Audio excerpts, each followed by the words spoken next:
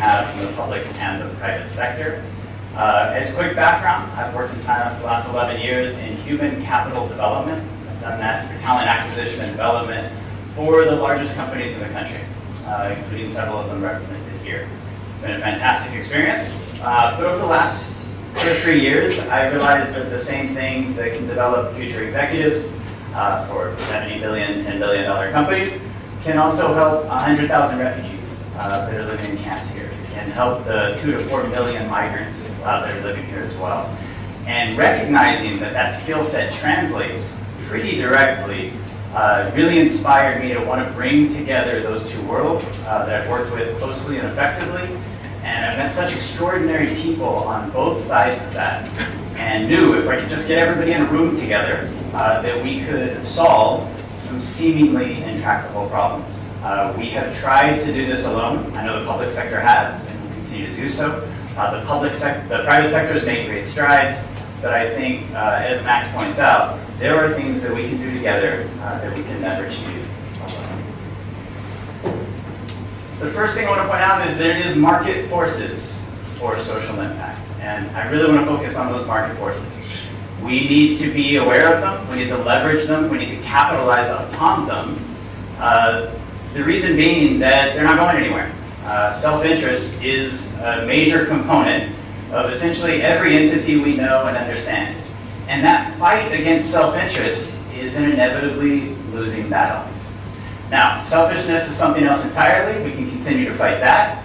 But the idea that people need to be incentivized in order to make decisions is something we all need to understand. The private sector, we deal with it every day. The public sector as well, but it, to some degree, is fighting against some of those elements. And social enterprise is the opportunity to bridge that gap.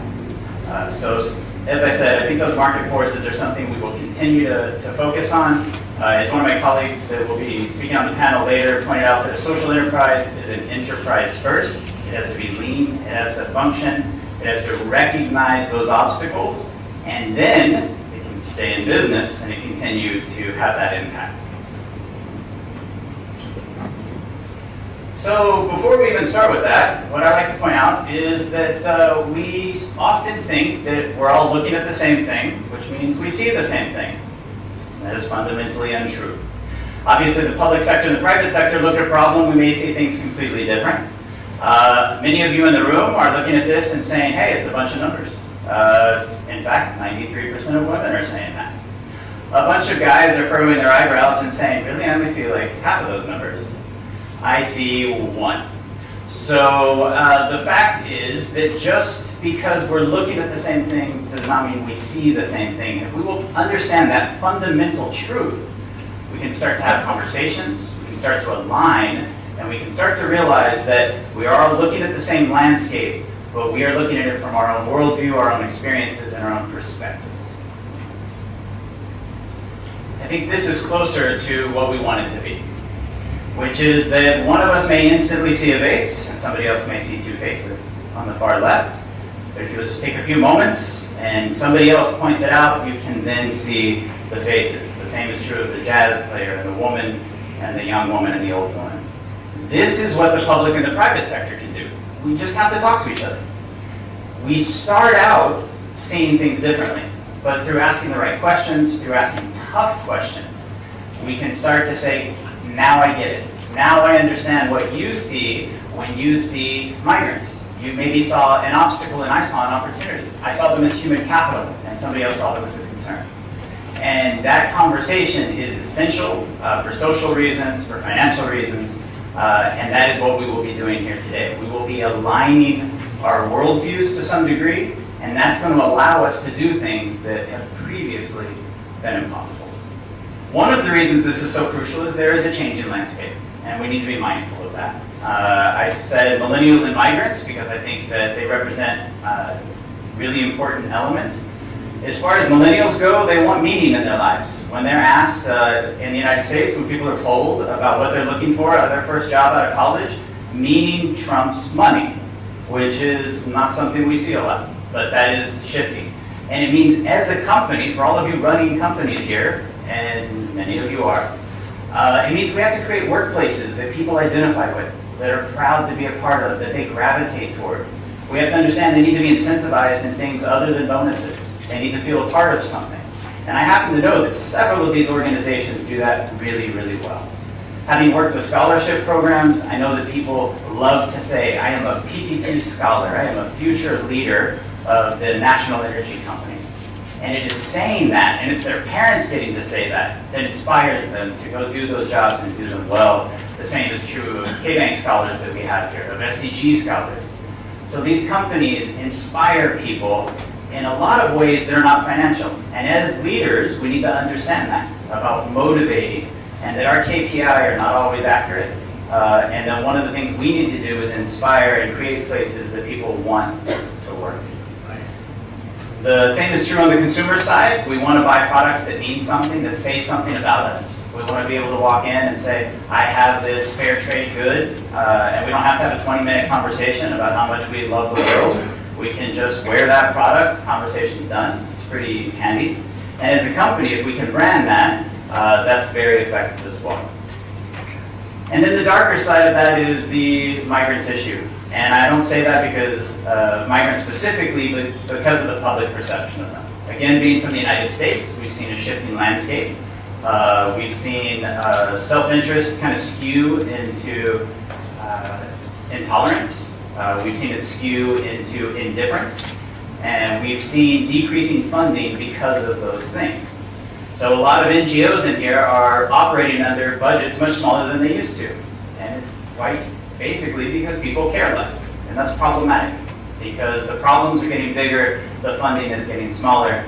And as we discussed earlier with Kumi Chai, and I think many of us will say today, these problems are too big and too important to be solved by any one group, and we need to tackle them together. But the first thing is to recognize that landscape change demands that we change as well. So what is a social enterprise? Unfortunately, in a lot of the world, social enterprise and CSR are conflated. They think they're synonymous. They are not. It's not all one and the same, and it's not to say that CSR is bad. It's just to say that it's different.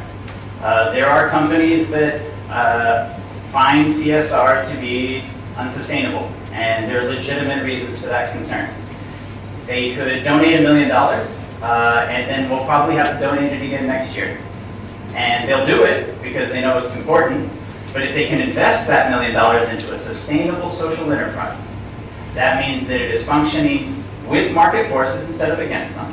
It is solving social problems, which it must, and it can make money, which means that next year it keeps doing the wonderful things it's doing, while simultaneously generating profits that can then be funneled into CSR projects. So CSR doesn't go away, it's just that you can create these engines of permanence that continue to solve problems in the immediate future via social enterprise, and in the long term by generating funding for the CSR projects that are so important to all of us as well. There are definitions up there, but the basic version of this is a social enterprise is a business that makes money and makes the world a better place. In the hackathon, you'll have SDGs, Sustainable Development Goals, you'll have a lot of criteria, but ultimately, fundamentally, what it comes down to is can we make money and still make the world a better place to live in? The answer to that, fortunately, is yes. All you brilliant people have to do is figure out how. The first one is donate back. I will skip over it because it basically says I'm going to make a bunch of money and then I'll donate some of it to charity. It is the easiest form of social enterprise. I think for these ambitious hackathon people, we probably won't gravitate toward it. I won't dismiss it entirely, but it is a dangerous model for a few reasons that we'll talk about soon. The other is opportunity for employment. We can employ marginalized and vulnerable communities. Admittedly, as a human capital consultant, this is my first choice. This is something I gravitate toward. I think that having worked with the public sector so closely, I know that the popular conception of what a migrant is, or what a refugee is inaccurate. I've met migrants that are extraordinary, that have these amazing skill sets that are in demand in the marketplace. The private sector simply doesn't know that they're there. And it's that easy of a conversation. I was meeting with Dana from the UN Migration Agency, also known as the IOM, and she was pointing out, absolutely, we have millions of migrants, but we maybe don't have access to a lot of ethical recruiting companies. That can be problematic. How do we connect those workers with companies? And to her, that's an obstacle. To me, it's an opportunity. I said, then let's start a company right now, right? Let's start an ethical recruiting company. You just gave me a competitive advantage. You have 2 to 4 million people that are in demand in the workplace, but you don't have a bridge between them and the private sector. We're all going to be rich and we're all going to save the world, okay? So we hear these problems and they become so normalized in our various communities that at times we can accept them. But if you talk to somebody that's never heard it before, they will say, I have an idea. And maybe it's a great idea, maybe it's an okay idea, but the next 2 days is where you hammer those things out, and that's where we figure it out. The other is transformative products and services. These are all nice words. Environmental impact, innovation, products. This is super business speak. We do have that represented as well, because we have Energaia, we have spirulina. It's like some magic seaweed that you plant in the sky at the top of buildings, and it lowers air conditioning bills, it pulls CO2 out of the air, hippies love it, so there's a lot of money in it. So that's a great business, and it solves a lot of problems all in one business model. And these are the kinds of things that I would look forward to hearing about, and that I think we should work toward. Now, the most fundamental way to understand a business versus a social enterprise versus the UN or the NGO is inputs and outputs. Business is infinitely more complex than this. I tried to give a 3-hour MBA to some of the public sector yesterday. I'll try to do it in 3 minutes. But the very simple version is that every entity has inputs and outputs, but we go about it a little differently. The self-interest model, also known as business, takes human capital, raw materials, and intellectual profit. We process, we make money. It's super easy because it depends on self-interest, which is easy because everybody is already ruled by self-interest. We don't have to convince them of anything. We are making a product they want, they buy it, we make money. Our shareholders are happy, there are great metrics, it's easily quantifiable. The next one is the UN NGO model, and what it does is it takes human capital, the same, it takes technical expertise, that's the intellectual property, but it takes money as an input, and it outputs social good. Great, because we need it. This is the normal interaction between the public and the private sector. It takes money as an input. Sometimes the private sector is super excited to do that, and sometimes maybe they don't answer the phone when you call them. And that's because there is a finite amount of resources, and these companies are ultimately have obligations to their shareholders to be profitable.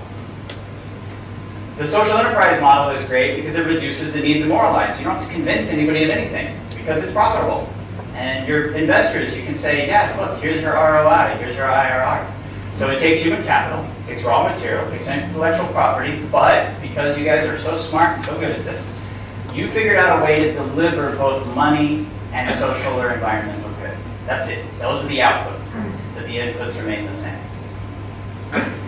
Now here's the challenge with that model is that a lot of my colleagues that have worked around the world, we have people from CLMV countries, we have a lot of people working in Thailand, Africa, Europe, the United States, is that a social enterprise can trim the social. So if you donate 5% to charity and you have a tough year, you can donate 4%. And if your consumers accept it, wow, now you can donate 3%. If the consumers put up with that, you go to 2, you go to 1, and suddenly you're just a business. So the output model is risky.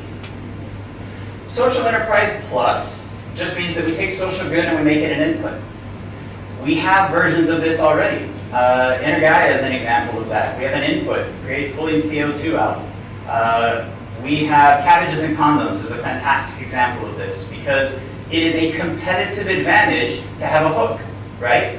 When you go to that restaurant, you know exactly what you're going for. I've been, it makes great food, but to be candid, it's not why I showed up. So there's a competitive advantage that differentiates it from everybody else in the market, and it's an input, not an output. It will also make money. It will also generate social good, but you cannot remove it. You can't have a lean year and decide to take down all the condoms off the wall because it's part of your business model.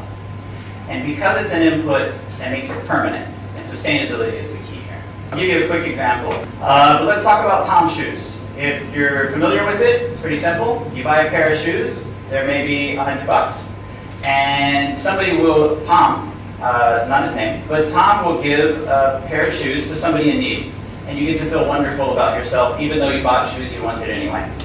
And then you wear the shoes, and you go to a bar, and everybody's like, "Are those Tom shoes?" And you say, "Yeah, they're Tom shoes." And then you're a wonderful person. You don't have to have a 20-minute conversation about how you care about the world, which they don't want to listen to, and you've probably had before. So that purchase is easy. It's an easy purchase to make. And as a company, it's actually relatively easy because they took $100 shoes, then they gave dollar shoes to somebody in need. Okay. The other option here is soul rebels. And I want to talk about it because it is more complex. What they do is they teach people in Ethiopia how to make shoes. They give them skills. They pay them 3 times what other companies pay. They take care of healthcare. They take care of their kids. Education is involved. They're solving the cycle of poverty. They source from within 60 miles. Is that what it is? They source from very close, which means it has a lower environmental impact. That is a gorgeous social enterprise model. Now, we also have to be candid and say, do people want to buy a pair of Tom's shoes and show up at the bar and have a 10-second conversation, or do they want to go and talk about Ethiopia for 20 minutes? And so one of your jobs is to create social enterprises that also have immediate resonance with consumers. It is self-interest. They do want to save the world, but they also may want to look like they're saving the world. We need to be mindful of both of those.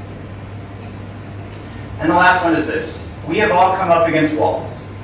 Whether we're from the public or private sector, we see them all the time, and the way we react to them can be very different. For most of the executives and business people in this room, I know you may seek them out. You're looking for them, and we call them friction because it's a cool word, but it's an obstacle. And your goal is to go over it or around it, right? And then you're the only one on the other side. What a fantastic experience. There's a lot of money in being the only one on the other side. What the NGOs are trying to do, what the UN's trying to do, is give everybody this leg up and help them over as well. It is a slow process, but an important one. But it is difficult. And the other problem is that there's still way too many people that when they see those walls, they turn around. I would charge all of you to please, over the next couple of days, to seek those walls out, to ask everybody what is the hardest thing you do, what is an impossible problem you have tried to solve, what is the most difficult thing we can try to do over the next couple of days. Find those walls because they are opportunities. And when you get there, what I want you to do is sell ladders. Okay? If you sell ladders to people, you are necessary. You are sustainable. You are profitable. You have solved a market problem in a way that people will gravitate towards you. You are working with market forces. You are working with self-interest, and you're creating sustainable businesses. And the other wonderful thing is that people get to keep going over the wall. They get to go more easily, they go more quickly, and you are empowering them to go do these things and create these changes for themselves. Admittedly, this is not an easy task. It is just an important one, and it is why we have collected such an extraordinary group of the highest level to working level, from the public sector to the private sector. And together over the next couple of days, I feel absolutely confident that the people in this room can please just start designing ladders. Thank you.